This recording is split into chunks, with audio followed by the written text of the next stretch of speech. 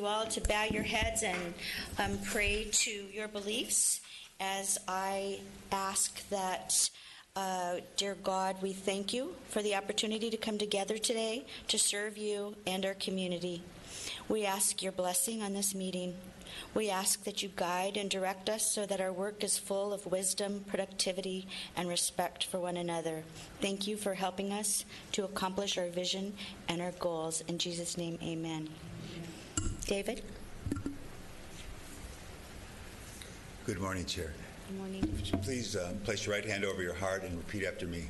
I pledge allegiance to the flag of the United States of America and to the republic for which it stands, one nation, under God, indivisible, with liberty and justice for all. Thank you, David. Are there any items on the consent calendar you would like to pull for discussion? With that, do we have a motion and a second for the approval of the minutes of the April meeting? Motion to approve minutes for April meeting. I second it. Thank you. Everyone cast your vote, please.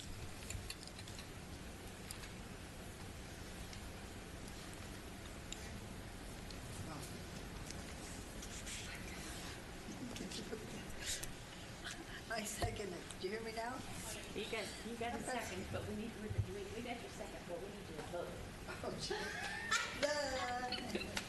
Okay. Thank you. Motion approved. We're still learning this process. We're a new commission. We don't know all these fancy buttons up here. Okay. We have a presentation today. The Children's Center of Antelope Valley is with us to present and discuss their Innovations 2 grants presented by Tiffany Franklin. Thank you, Tiffany. Good morning, everybody. Thank you so much for inviting us. We're honored to be here to be able to present our new program, Innovation 2, funded by the Department of Mental Health. We have a video we'd like to show you before we get onto our PowerPoint, so if you would please bear with us. The Children's Center was on the cover of Time magazine. We were known as the city with the largest population of sexually abused children. Community members reading this, especially Damaris Garcia, she said, we have to do something about this. So she went to 13 other people and said, we've got to change this. Give me 10,000. Give me 10,000. Give me 10,000. Hi, my name is Rick Garcia, and some of you may know me as a news anchor and a sportscaster in Los Angeles for the past several years. But you may not have known that I also grew up in the Antelope Valley and was lucky enough to have a wonderful childhood there thanks to these terrific parents, Damaris and Frank Garcia. But a lot of kids are not as lucky as I was. And so my mom, along with some local doctors and other concerned citizens, they eventually opened the doors to the Children's Center of the Antelope Valley. With their money, they started in this little tiny room. We at the time were serving only little ones, and those days we were moving from one place to the other, trying to find a place where we could make a home, have an office to serve those kids. So the early days were really, really tough. The Antelope Valley is so unique. Most of our poverty-stricken areas are very spread out. There are issues in the Antelope Valley, there's no doubt about it. We have a high rate of child abuse out here. We have a high rate of homelessness. We have a high rate of that kind of violence was terrible, and we didn't have a meaningful response at that time in this area. We are part of LA County, but we're really rural. 30% of the nation's foster care children live in LA County, and the Antelope Valley has 70% of the 30%. Many of these children haven't even been in school. Many of them have been on the streets. What we do know is that 25% of the adults in the Antelope Valley don't even work. They live on some type of government subsidy. What happens to that child when they age out of the system? They don't possess the life skills at 18. What do you do and where do you go? So, It's our hopes at the Children's Center that we can expand our services. We can help teach them how to dress for interviews, how to do an interview, how to fill out a resume, life skills that they do not learn in school. But the reality is that we have more clients than we have services. We have all of these children here from foster care, and we've had the same funding for 8 years, and our population has changed. Subaru has been a big sponsor of ours. We speak to the salespeople. Do you want these kids to come and buy a car from you, or do you want them to steal the car? Well, by investing in these children, they're going to buy that car. When I was a liaison with the Children's Center and the contract that was building the building, I understood that how tragic the children don't have parents that know how to be parents. I went through foster care as a child. I understand what it's like to be in foster care and go from home to home. My mom was a single mom raising 3 kids. When I was 18 years old, I experienced homelessness firsthand myself. What I did was get a gym membership and sleep in my car, go to school. Definitely a very hard time in my life. Not everybody knows how to raise a child or do certain things that you need to do. Depression can also be a big one that people don't always realize. We need to be able to capture them at some point. If they're lost, then they're lost. So what we're trying to do right now at the Children's Center is we want to create a space for those transitional age youth to go. We want to create an additional piece to this building that is essentially like a drop-in center that has a lot of different activities and recreation for them to do. And we are looking for a place for them to feel safe, a place for them to help realize their maximum potential. And since we deal with healthy, well taken care of children on a regular basis, we would like to see more of them in our community. I am very excited for the new building. This is about helping the community as a whole because it affects all of us.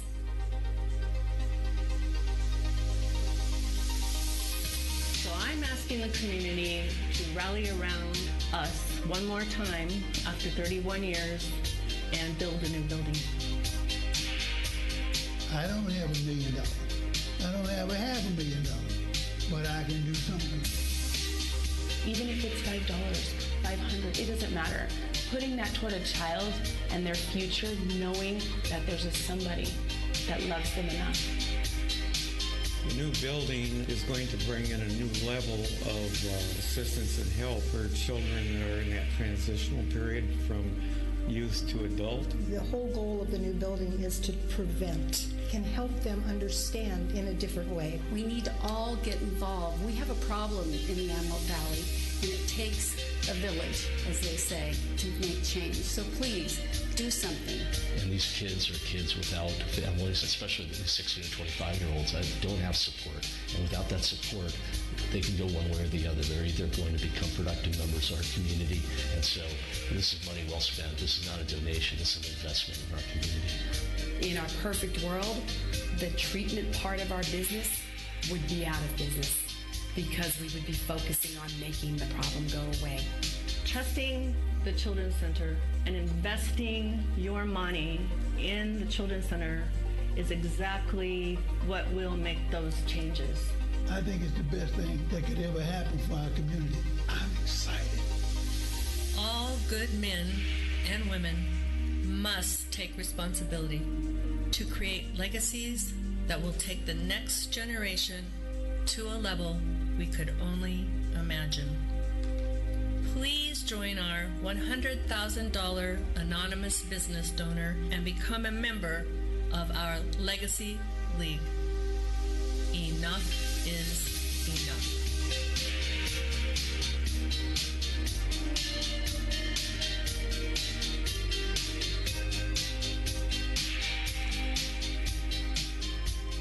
So we're definitely not asking the commission for $100,000. However, we definitely wanted to show you guys our plan for prevention of youth homelessness in the future.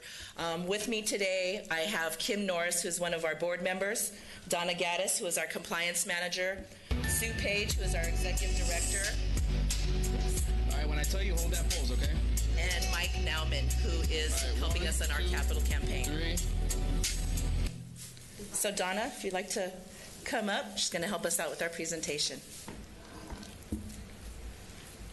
Good morning, Commissioners. Thank you for having us here today.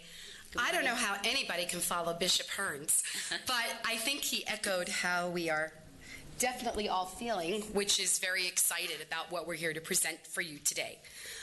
The Innovation 2 grant, as Tiffany said, is county MHSA money, and it's about being trauma-informed, and as the slide says, it's community capacity building. What is so amazing about this grant is for the next 39 months, we've had it since about August. Getting used to the tech here. Give us a sec. There we go. We get to focus on these two populations that our SAC, our Service Area Advisory Committee, has worked on for the last several years and identified that these two areas are the areas that will make the most impact in homeless prevention and in our work of prevention and making our Tay youth productive citizens. We've chosen what we're calling Strategy 3. Strategy 3 is where we employ peer support specialists and a very large group of subcontractors to capture every one of the children, primarily the foster children, that are at risk of becoming homeless as teens, way before they become homeless. Strategy 3 has a lot of elements to it. We'll hand that out to you in a little while. But we also chose another strategy. And interestingly, LA County chose 10 lead agencies to receive the Innovation 2 grant. Obviously, ours is the one up here in SPA 1. We chose Strategy 5, and we're the only one of the 10 that chose Strategy 5. And the reason we did that is because, again, our SAC group got together and found out that those who have had involvement with the justice system, maybe have come out of probation, maybe have come out of jail, maybe are on probation, are more likely, again, to become those that become homeless. So we chose to focus resources on that group, utilizing a vast network of providers. And I'll just, because it's a little small, briefly go over what we have. We are the lead agency. That means that we have fiscal responsibility and overall responsibility for the direction that this grant takes. We've partnered and paired with Neighborhood Legal Services. Not only now do we have full-time lawyers available at the Children's Center, they will also help us inform policy as we go on with this grant. So if we find something within our work that has made a difference and really is the key to homeless prevention for the task and the youth that we serve, Neighborhood Legal Services will help us find out if that's something that eventually could become, for example, legislation. So they serve two roles. In order to do this, we had to do this in a non-traditional sense. That's where we've asked our faith-based providers and our grassroots community providers to get out there with us on the roadshow. So right now, we have showers, we have ministry, we have life skills. We are in the process with our community partner, Bart Saltadonna, of building out a full-service mobile healthcare clinic that will deploy in July. We are contracting with Painted Brain.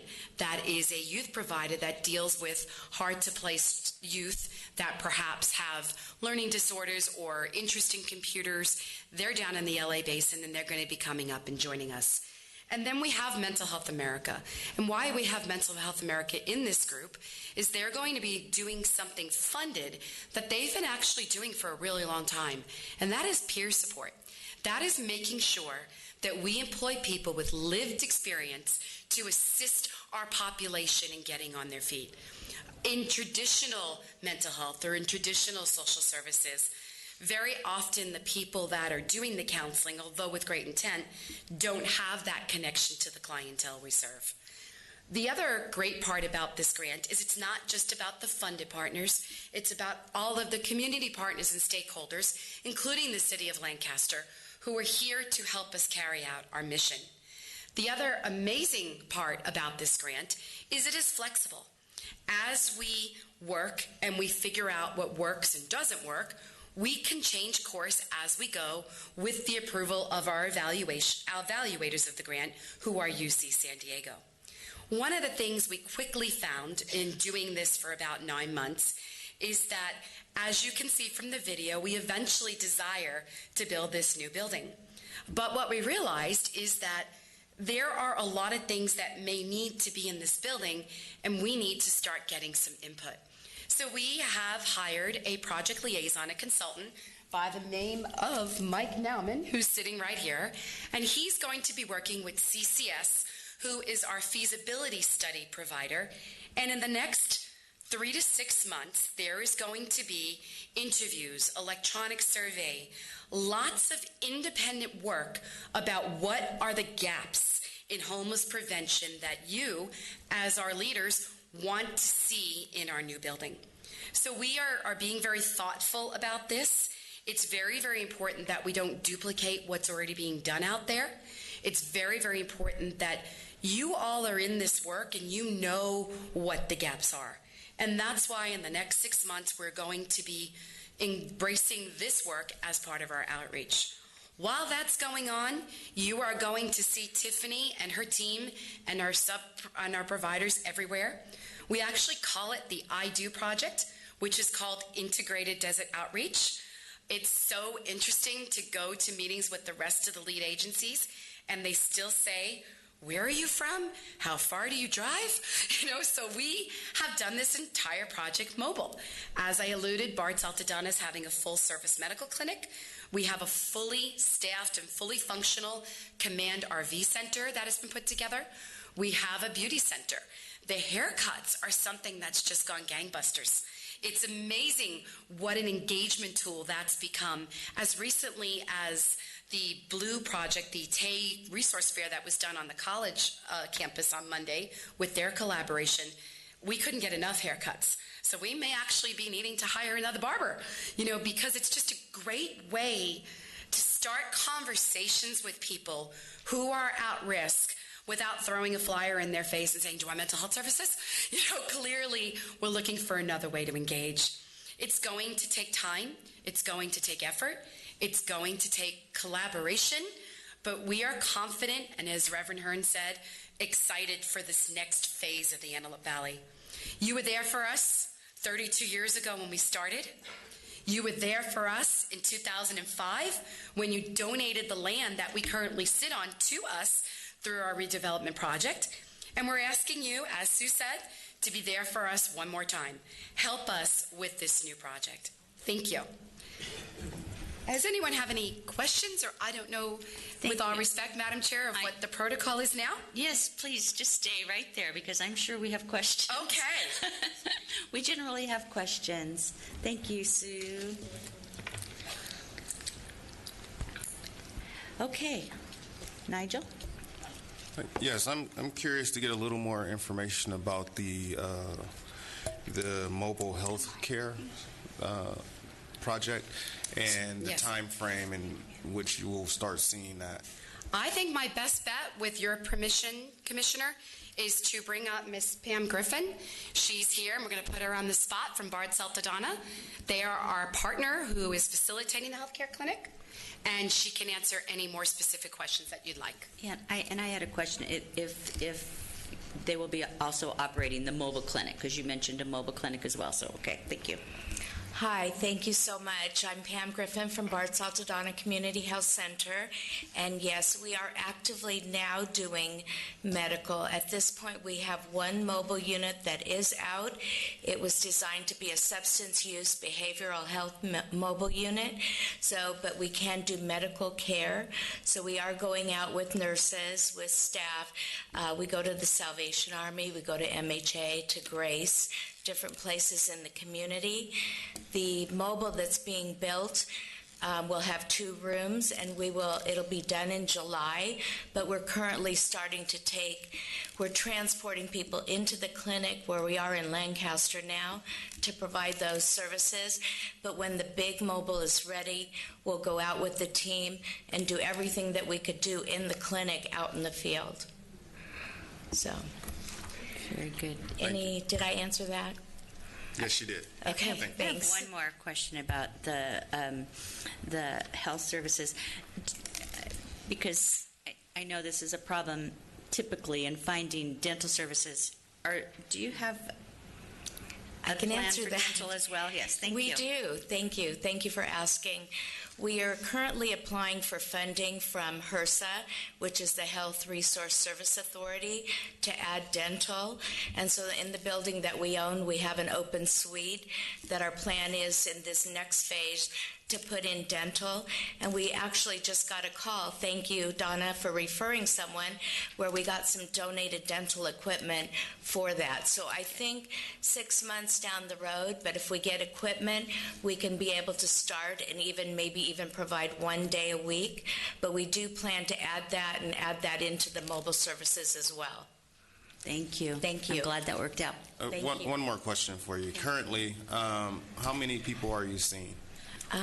Well, we just had a meeting this morning, and in the past 2 weeks, we provided services to 20 homeless that we brought into the clinic for visits. We enrolled 5 new patients into a medical home, which means they can start the self-care, getting the services, the integrated wraparound services that will help them, move to the next level. So that was 25. We do a MAT program, which is medication assistance treatment for drug addiction. So we are working as well in that, and we had 6 new patients there. So these are all from outreach and field work. Okay, can you elaborate a little bit more on the wraparound services? The wraparound services would be linkage, case management. We will be part of the Health Homes program, which provides a higher level of care to those that are chronically ill or who have been long-time homeless, where we'll do home visits. A nurse or a medical case manager will go out, work with the family, and provide that higher level of care. Okay, thank you for that information. You're welcome. Thank you. I just had a quick question. Are you guys going to be going into, so I know that you're identifying foster youth. Is it only going to be kids that have been sexually or physically abused? Or is it going to be all kids that are coming out of the foster care system into? Yeah, great question. Okay. Even more than that, we expect the majority of the clients that we're serving will very likely have had trauma. Remember, this is MHSA funding coming from the Department of Mental Health. There is a basic presumption through many, many, many years of work that many of those that are in jail, that are homeless, have had trauma as a child. They've grown up with trauma. It's not exclusive to any population. It doesn't mean you've ever even, in the case of Strategy 3, maybe you've never even had DCFS involvement. Maybe you're just a lost soul that hasn't found their way.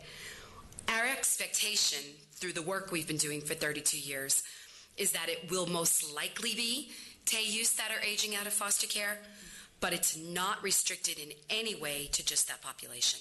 And will you also be doing housing or vouchers for housing to where they get subsidized housing? Because right now I'm dealing with a young man, and I've been helping him, myself personally. He aged out. He's within the LGBT community. He's Hispanic. He grew up in Los Angeles. He came up here because his family are gangsters. Right. And he's Hispanic. And so he had a lot of socioeconomic issues that it kind of forced him out here, but he doesn't have a support system.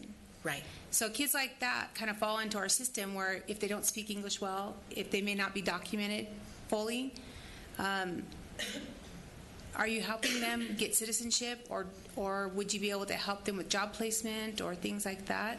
I'm going to say absolutely yes and all of the above.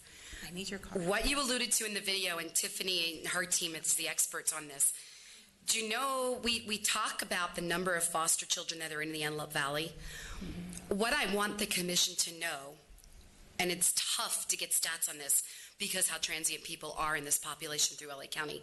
And even when you look at the LA County report card, which is where we get a lot of our data to do our work, it's difficult to say how many people are actually somehow transported from the LA Basin up to the Antelope Valley. That's where our funding issues come in, and that's where they're complicated. So when we do a census, it's not necessarily kids. A lot of it is kids that were raised here, but a lot of it is exactly what you said. They're coming up from LA, they've been placed here, they're getting out of gangs, they come up here, lack support system. Our logic model for Strategy 3 includes social connectedness. What we're able to do with these teens is extensive. The county has given us a lot of autonomy within boundaries to do what we need to do. Your client that you're working with is our perfect target client. To more directly answer your question about housing vouchers, we are actually in this program more about housing readiness. So let me give you an example. If this client were to stay in school, get a job, do everything they needed to do to get to the point where they're a productive citizen, but, for example, they lack a security deposit to secure an apartment, that is something we can use with our funding. Well, part of the problem for a lot of these kids is, number one, they haven't finished high school. Correct. If they don't speak English, Correct. Like for him, he's still learning English. He's only in, he should be graduated already. He's only within 10th grade. Right. Realistically. Right. So it's motivating them to go back to school through adult education and get their diploma. Right. To get a permit or to get a visa. If you're not here legally, you can't get a visa. Great thing about this program, we are not required, and I've been confirming this with our evaluators every day of my life, to collect a whole lot of information about our clients. We simply need their name and their situation. We're not checking insurance. We're not checking social security numbers. This is a safe program. That is not a criteria for receiving service for us. In the video, you were introduced to Tyler and Elijah, two of our paid peer support specialists. They are not Spanish bilingual, but we have one other that is, to work with the monolingual Spanish population, who is a lot of our clients. I would love to connect you with Tiffany and her team. Thank you. Because I truly believe that this type of client could be the type of model client. And this is what we're here for. Although we get to provide some incredible service, the grant is community capacity building, learning, and gap analysis. So if that type of client is the one that's falling through the cracks, that it's going to become homeless, that's going to become suicidal, that's going to become depressed, where we intervene and get to do this intense level is the gift that we're given in this grant. Well, he's already there in all the places you just described. Great. So great. So he's ready to go. Give him to Tiffany, and she'll take it the rest of the way.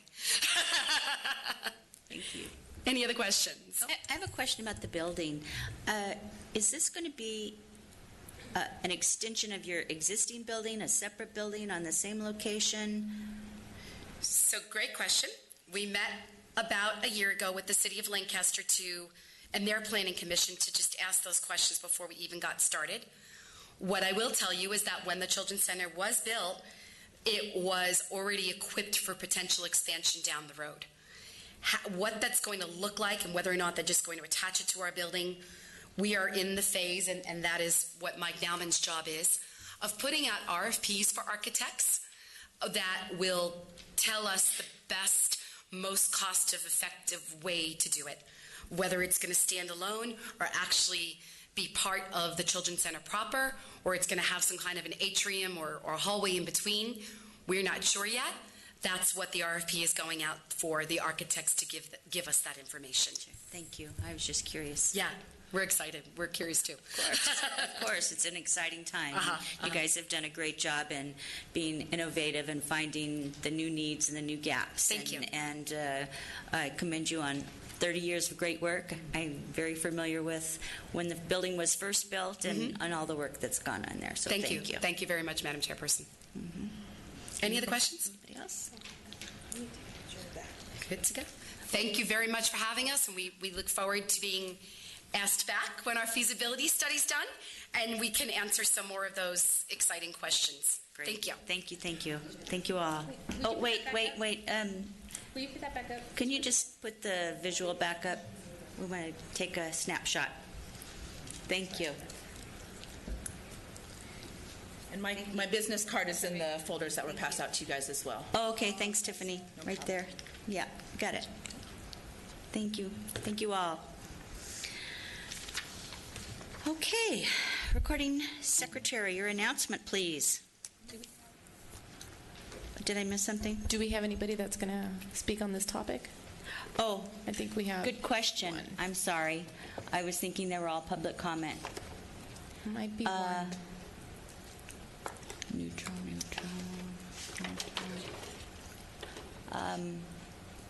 Oh, yes, we do. I'm sorry. My mistake. Okay. Thank you. P.S. Omis?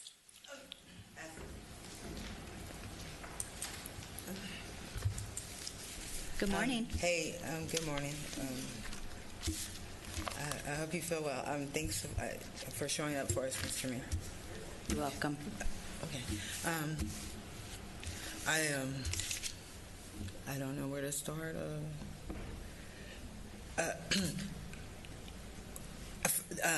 You want to take a picture of maybe this draft? I just did it. I keep losing them, but I just did it. I did it on the I think I did on the bus here, and then I did this one like yesterday. I put together a map. I don't the hospital. I think the hospital is doing a Main Street. So I did a study, and I put the things that will in an appropriate place. And I just would like to name a couple of them. Okay. There's a car wash that's written in an AV hospital. So in the same zone on 17th West, I changed it into a Loads of Love. And then there's a women empowerment center that is that's owed, I don't know, to Lancaster, and there's also a justice center, and so I put that at the old JV park. It was going to be in the where the children's court is. I put it there, and then I was going to ask do you guys monitor, because so sorry for speaking to you, if they monitor, because there is a playground, and also for where kids can play and to meet, because at the sheriff's station they just meet, just pick up, and I thought that they could meet there, and have a center to play with as well and to exchange. What is the goal of your program? Well, the goal is to link all the current districts, like the medical district, and the Justice Commission, the Health Commission, and this Homeless Commission, which it should be more to me how it's written in as the Residential Commission. There's something about children that they need to know how to grow up, like what's right and wrong, and that would be at the Justice Commission. In the mock trials, but there's also the Healthy Families, which is the commission. But there's a prime time that gives away the food, and so the health products for the home and the healthy homes. It would be like a prime time, and then also the House to Home program. It's I know there's like the gappage, the link, but it's. It's a program. Okay, Nicole. No, hold yes, on. ma'am. I just wanted to say thank you for seeing the envisioning the collaboration of the entities and the programs in connection with their project. Oh. For Tay Youth, I appreciate that. So thank you for your presentation. Okay, but the one thing that they I feel that they would better be, I don't know, on J8 at the center, the communication center, because I don't know if they're like located in the right building right here in this mandated area, but it's still in planning. Thank you, Nicole. Yeah. Appreciate your comments. I'll take a picture. Yeah.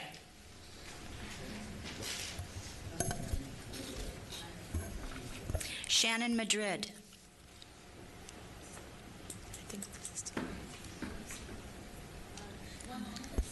No? Is she speaking on the topic? It says agenda item 1, okay, so no? Perfect. Is it? No, you're good. Is it?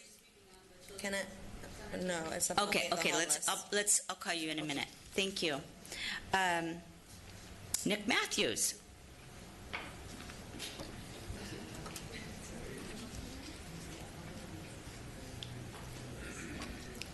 Good morning, everybody. Good morning. Thank you for giving me this opportunity. I wanted to thank the Children's Center for the wonderful work that they're doing, and also wanted to extend the offer for you guys to attend our case conference meetings as well as our outreach meetings.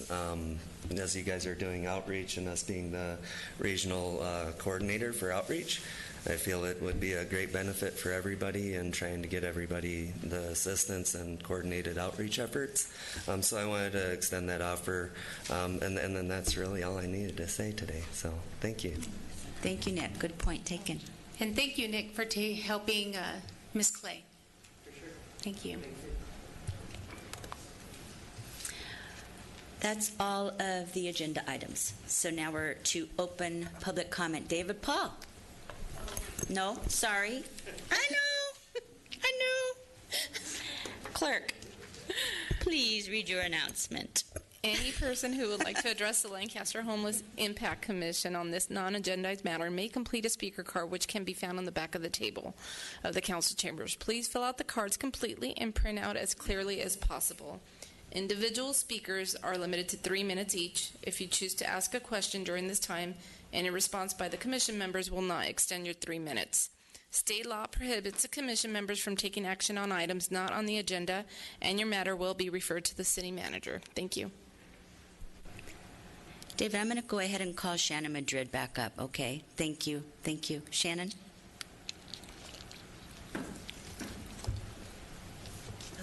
Good morning. Sorry, I've never been to one of these before. I just learned about it last night, so I do not have a speech or what I'm going to say prepared. All I know is that I have been homeless since December 27, 2017, and I am a supervisor for the Department of Social Services. I've never been struck so illy by something. Now, the first time they robbed us, I was homeless 4 months. I pulled my retirement, and I established another home and refurnished everything. It was fine. We took our losses. But I was robbed again and became very sick to a point where I was hospitalized. We were on the homeless in the streets again. We had Valley Oasis happening, which that's a different topic at a later time. How they treat people is very unreal. I'm sorry I couldn't have my hair brushed or my suit on when I was vomiting every day in fever. Now, to be treated the way I have been, I'm tired of it, so now I'm here before you guys. I'm staying at the Oxford Inn and Suites in Lancaster. They discriminated against me because of my disabled son. Apparently, he had accumulated a month of things they didn't like against him. He has mental illness. I told them, you should have told me right away. I would have addressed it. Don't penalize my 2 smaller children. I will just take my son and put him in another state if I have to because he is that messed up in the head. Just for my other 2, I will sacrifice him. I couldn't do it. So then I started reading the law, and I told them, I am not going to leave my son in a disabled state of mind or put a restraining order that I know he'll break because he's that dumb. Okay, he'll break it. My son will. So I told him I'm not going to do it. You cannot discriminate against my son. And by the way, I am now your tenant. So there are other laws that protect me now. Ever since then, they have made my life a living hell. Since March 25th, I have not returned to work because of the threats, the lies brought against my disabled son that can't defend himself. My child was trapped in their elevator. They didn't even call 911. A stranger did, and they were laughing. I have the proof of the comments of them laughing at my 10-year-old that was trapped in their elevator. Still, I tried to be fair with this company. Now, they keep on attacking me. I just said bye to my 2 youngest children on Monday. So I'm very upset, and as broken as I am, I stand here before you because I want justice, and I want justice for the people that are homeless and are treated unfairly. And if I have to come to every meeting, I will, whatever it takes. I am someone that does not quit. I am a survivor since 9 years old of abuse. And I will continue to keep coming up and standing, and I don't care. I don't care, broken and all, I will stand. So if you guys can help me, guide me to where I need to go, because it doesn't feel good not having your babies that you fight so hard for, or having a hotel document every move your mentally ill child is doing. Now, I've been very calm with everything, but it's still happening. What were the allegations the hotel brought against your son? They said that if I did not leave when I stood up for my rights and said, I'm a tenant now, I'm not leaving, I'm not doing this, they said, the manager is going to say that your son exposed his penis to her, and the cops are on their way to arrest him right now if you don't leave. Okay, so you were in a third-party location, which is open to the general public. That you didn't do that. They wanted me to leave, and I told them I wasn't. So they threatened to do that. So what was it that they were trying to make you leave? What was the Because reason that they were trying to make you leave before they asked you to leave? They said because he had looked at one of the maids weird and she didn't like it, that he talks to himself loud. They had to refund one of their guest room nights. I told him, I'll pay for it. They said he hit a car. I go, really? Here's my car insurance. I've offered it twice. Not in a report that they wrote nasty about us. Nothing about him hitting a car. I knew they were lying. So they've just been making fraudulent allegations and making them worse and worse than imaginable. So the Oxford Inn had documented multiple incidents against your son, and They they brought said it they to had Valley it. Oasis's Yeah. attention? They said he didn't document nothing. He just told me this on March 25th. And he's like, you guys got to go now. I'm like, I'm paid till Thursday. What are you talking about? Why would you accumulate things to come and tell me? I could have addressed it then. And my son is innocent. Like, he doesn't, if you see how ill he is, you'll know. If you get to know him for 5 minutes, then you actually have compassion and feel our pain. Sure. But you need to separate the two issues. Okay, so Valley Oasis has no control over the Oxford Inn and making them that you stayed there. No, they left me in the streets on a minute's notice and said, sorry, yeah, whatever. so that- but I mean, It let's was just horrible. I think let us help you offline. Yeah. Okay. Let us take the next speaker. We'll talk with you and find out how to sort through the services and what you need and see what we can do to support you, okay? Thank you. I'm so sorry. All right, David, Paul.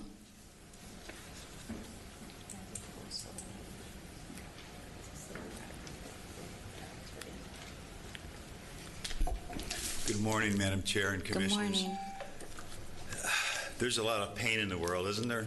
Yes. I feel for people, and I feel for the people that try to help people. I've been doing that all my life. You know, this brought up a lot of things for me listening. I was a homeless youth. I was able to join the Army. After that, I became a mental health technician for the state of Illinois, working with the developmentally disabled people. And then later on in life, I was a family teacher for Paulina House, a shelter for sexually abused children that won an award from President Ronald Reagan, and other things. And so when I hear these stories and I hear the Children's Center needing help, I'm open to help and here to do that. I was going to talk about our commission last night, the County Commission on Homelessness, and we have a charter now. There was something in there, and that's why I come to these meetings, so I can gather as much information as I can. But there was something said by LASA about some other law that's going to attach the money going for housing to your immigration status. So it's like, what is that about, and how will that affect? And that's what I try and do. I try and solve problems from the construction of the site next to the Children's Center. You know, of course, there'll have to be secure passages and no cross traffic between some of the youth that may have incidents like this poor young woman here with her son, and that will haunt him forever and stay with him. So that'll affect his ability to have treatment. It's a mess, but I'm heartened by Donna, her energy, her excitement to do all this, and that's what we need. We need people that just have compassion and want to help, and I want to help as well. So thanks for all the great work, and sometimes there are no answers, and we just have to center ourselves and say, we'll keep going and do our best, and I appreciate that here. Thank you. David, we appreciate you and your passion and your participation in the Homeless Coalition. Thank you. Heather Varden.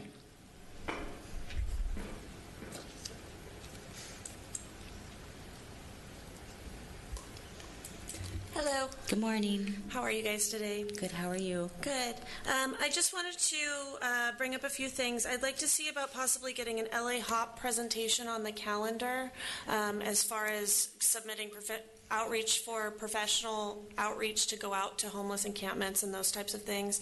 LA HOP is a portal that was put together by LASA, and anyone can go online and submit a request for outreach, even specialized teams if they need substance abuse, mental health, anything, so that a professional outreach team can start engaging the individuals and connect them to services such as substance abuse, housing, and those types of things. And then I did also, Nick mentioned it as well, but I wanted to invite everyone to the CES meetings. And CES stands for Coordinated Entry System. We have a care coordination meeting with all of the providers. For the adult singles homeless program, it's on the second and fourth Tuesday of every month at our Lancaster building, which the address is 43434 Sowejo. That's off of K4 in Division. On the third Tuesday of every month, we have an outreach meeting for anyone that's doing outreach. And that one's from 10 to 11:30 on the third Tuesday of every month. The next one will be May 21st. And that one's in our Palmdale building at 310 East Palmdale Boulevard. And then just a little more information on the coordinated entry system. We do have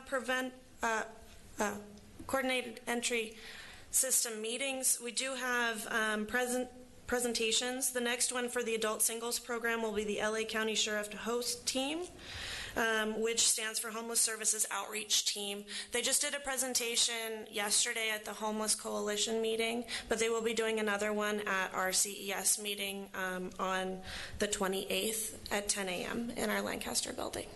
Do you guys still have a schedule that has all the meetings and what it is for the year?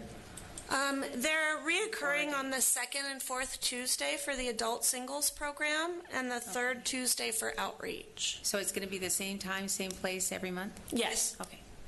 I do have a flyer that I can send out. I didn't bring one with me. If you would like to, yes, that would be good. If you could provide that, then we can get it posted. Okay. Make sure the service providers are aware. And then help you with that. Okay, absolutely. And then one last thing, we're doing a water drive that's collaboration from the Homeless Coalition.